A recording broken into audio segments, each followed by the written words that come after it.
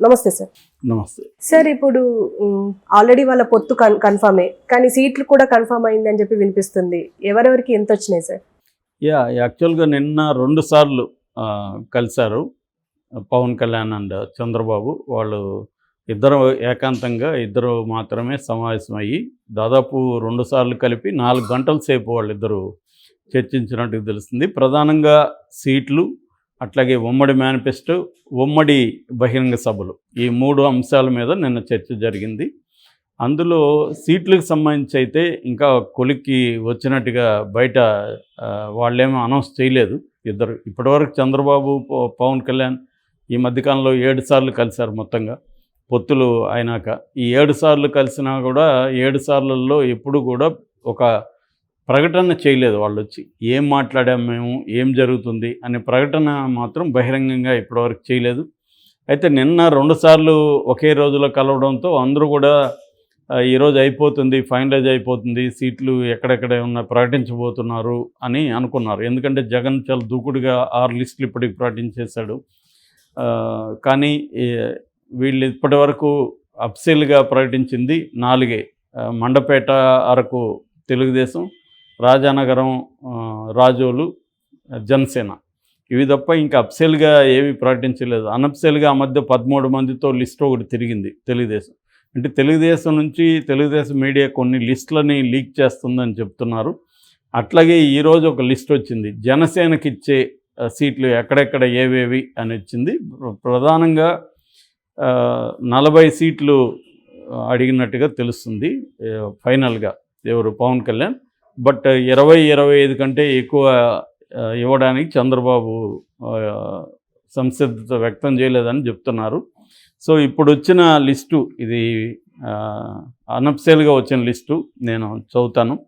విజయనగరం నియోజకవర్గంలో నెల్లిమర్ల అదొకటే, అనకాపల్లిలో పెందుర్తి, యలమంచిలి, కాకినాడ నియోజకవర్గంలో కాకినాడ రూరల్, పిఠాపురం, రాజమండ్రిలో రాజమండ్రి రూరల్, రాజానగరం, అమలాపురంలో రామచంద్రపురం, అమలాపురం, రాజోలు, కొత్తపేట, నర్సాపురంలో భీమవరం, నర్సాపురం, తాడేపల్లిగూడెం, తణుకు, ఏలూరులో ఉంగుటూరు, కైకలూరు, విజయవాడ నియోజకవర్గంలో విజయవాడ వెస్టు, మచిలీపట్నంలో అవనిగడ్డ, గుంటూరులో తెనాలి, గుంటూరు వెస్టు, బాపట్లలో చీరాల, ఒంగోలులో దర్శి, గిద్దలూరు, నెల్లూరులో కోవూరు, తిరుపతిలో తిరుపతి, రాజంపేటలో రాజంపేట, మదనపల్లి, నంద్యాలలో ఆళ్లగడ్డ, అనంతపురంలో గుంతకల్లు, అనంతపూర్ అర్బన్, ఇవి ఇచ్చినట్టుగా తెలుస్తుంది. ఇక ఎంపీ సీట్లలో ఒక మచిలీపట్నమే కన్ఫామ్ అయినట్టుగా, ఇంకా 2 కన్ఫామ్ కానట్టుగా చెప్తున్నారు. మచిలీపట్నంలో బాలశౌరి నిన్న ఆయన జాయిన్ అయ్యాడు కొడుకుతో సహా వైసీపీ నుంచి. సో ఆయనకి మచిలీపట్నంలో ఇస్తారని చెప్తున్నారు. ఆల్రెడీ ఆయన నేను మచిలీపట్నం నుంచి కంటెస్ట్ చేయబోతానని గతంలోనే అనౌన్స్ కూడా చేసుకున్నారు, సో చేరకముందే. సో ఇది ఈ లిస్టు వచ్చింది. దీని పట్ల జన సైనికుల్లో తీవ్రమైన ఆగ్రహ జ్వాలలో అని చెప్తున్నారు. ఎందుకంటే వాళ్ళు మినిమం 50 ఇవ్వకపోతే మేము ఒప్పుకోము అన్న పద్ధతిలో జనసేన ఉంది. జనసేనలో కార్యకర్తలు కావచ్చు, నాయకులు కావచ్చు. ఎందుకంటే పవన్ కళ్యాణ్ కూడా మొన్న మాట్లాడుతూ 3వ వంతు సీట్లు తగ్గకుండా తీసుకుంటానని అన్నాడు. ఆయన తెలివిగా అసెంబ్లీ అని చెప్పలే, స్థానిక ఎన్నికల వరకు అన్నాడు తప్ప అసెంబ్లీ అనేది చెప్పలేదు ఆయన. నిజానికి స్థానిక ఎన్నికలకి ఇప్పుడు ఏం పని, ఇప్పుడు నువ్వు చెప్పాల్సింది అసెంబ్లీ. అంటే అదేంటంటే ఒక రకమైన అత్తెలివి చూపిస్తారు వీళ్ళు. అత్తెలివి వల్ల జనంలో ఇంకా డౌట్లు వస్తాయి. దాని బదులు ఓపెన్గానే చెప్పేయచ్చు, 20 సీట్లు ఇస్తారు మనకు, ప్రిపేర్ అవుదామని మాట్లాడచ్చు. అది కాకుండా జనాల్ని మభ్యపెట్టే విధంగా వెళ్తున్నారు అన్న ఒక విమర్శ వస్తుంది. ఎందుకంటే అక్కడ జగనేమో అటుపక్క ఓపెన్గా డిక్లేర్ చేసి నీకు ఇవ్వను అని ఎప్పటి నుంచి చెప్తున్నాడు. దానివల్ల వచ్చే కాన్సిక్వెన్సెస్ని ఫేస్ చేస్తున్నాడు. కానీ ఇక్కడ పవన్ కళ్యాణ్ అలా కాకుండా ఒకవైపు ఏమో 3వ వంతు తీసుకుంటాం, 3వ వంతు అంటే 58 సీట్లు, కానీ ఇప్పుడు వినిపిస్తూ ఉండేది 20 నుంచి 25. మ్యాక్సిమం అంటే ఒకవేళ ఇంకా పట్టుబట్టి గందరగోళం ఏదైనా అయితే 30 కంటే ఎక్కువ ఇచ్చే పరిస్థితి లేదు.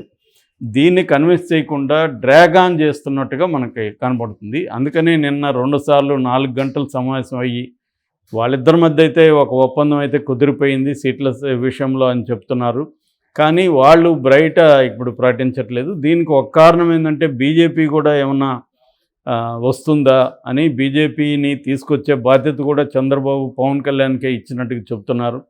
So Pawan Kalyan already appointment అడిగారు మోడీ అండ్ అమిత్ షాది, వాళ్ళు ఇంకా ఇవ్వలేదని చెప్తున్నారు. ఎందుకంటే వాళ్ళు అక్కడ పార్లమెంట్ సమావేశాలు, ఇంకొకటి మన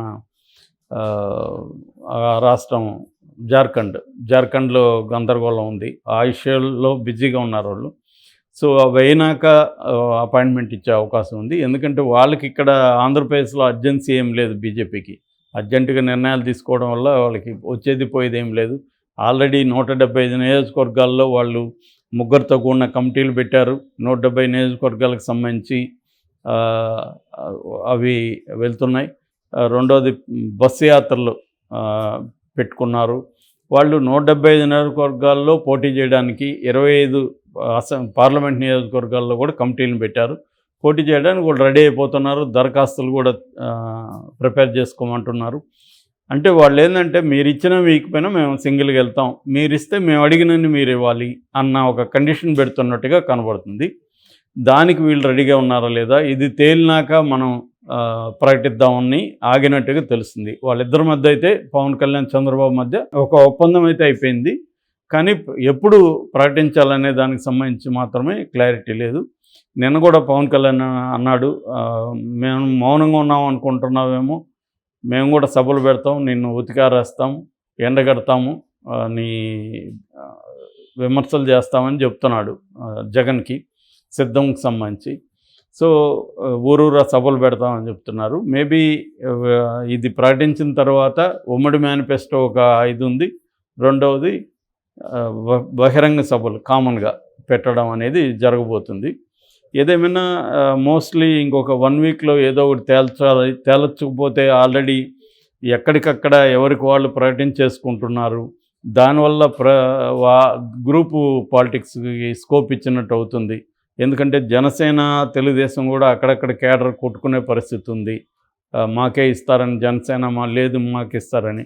ఏదేమైనా పవన్ కళ్యాణ్ అయితే ప్రధానంగా ఉమ్మడి గోదావరి జిల్లాలో గట్టిగా పట్టుబడుతున్నట్టు తెలిసింది. తర్వాత ఏమో విశాఖపట్నం, అంటే ఉత్తరాంధ్ర, ఇటు గోదావరి జిల్లాలు, ఈ రెండిట్లోనే తనకు ఎక్కువ బలం ఉంది కాబట్టి అక్కడ ఎక్కువ సీట్లు కావాలని పవన్ కళ్యాణ్, మనం ఇందాక చదివిన లిస్ట్ కూడా అక్కడే ఎక్కువ ఉన్నాయి.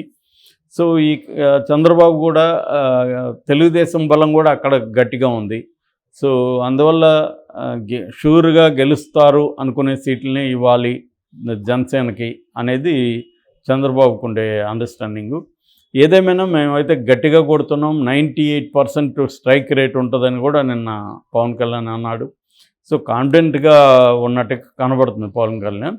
బట్ ఓట్ల షేర్ జరగాలంటే, అంటే ట్రాన్స్ఫర్ జరగాలంటే సీట్ల షేర్ని బట్టి ఓట్ల ట్రాన్స్ఫర్ జరుగుతుంది.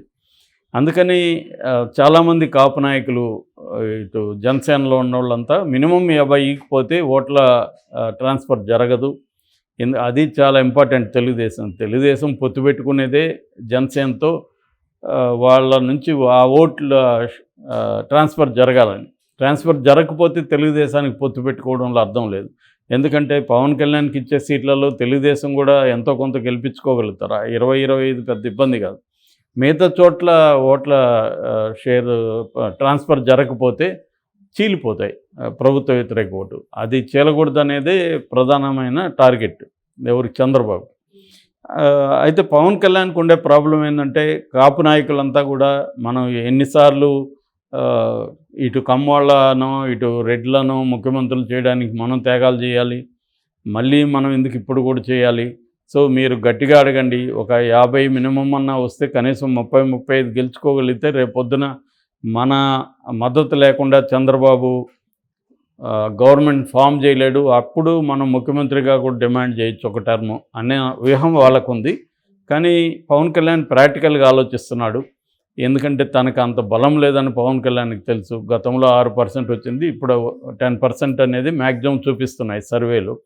సో 10% ఉన్నోళ్ళు 40% పైన ఉన్న టీడీపీని డిమాండ్ చేసే పరిస్థితిలో లేదు. సో ప్రాక్టికల్గా అయితే పవన్ కళ్యాణ్ వెళ్తున్నట్టుగా మనకు అర్థమవుతుంది. కానీ ఆ విషయాన్ని జన సైనికులకి ఆయన ఇప్పుడే చెప్పడం వల్ల గందరగోళం అవుతుంది. దీన్ని మ్యాక్సిమం పోస్ట్పోన్ చేద్దాం అన్నట్టుగా కనబడుతుంది. కానీ అది అన్అవాయిడబుల్ సిచ్యువేషన్, ఎప్పటికైనా అది తప్పదు.